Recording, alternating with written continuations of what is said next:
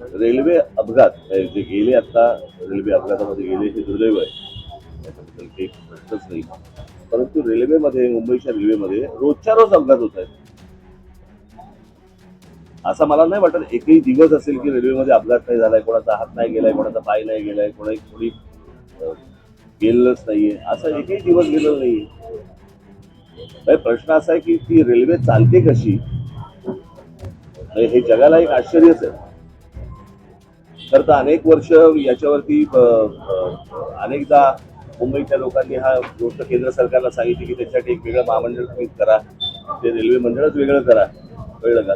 अजूनही काही होत नाहीये त्या सगळ्या गोष्टींसाठी. आणि रेल्वे मुळात एक गोष्ट आपण बघितली पाहिजे याच्यातनं की या शहरांचं, सगळ्याच आपल्या शहरांचं काय झालंय. नुसता हा रेल्वे पुरतामध्ये विषय नाहीये. त्या दिवशी माझ्या एका मुलाखतीमध्ये पण मी सांगितलं होतं की हा सगळ्या शहरांचा आपल्या विचका झालेला आहे.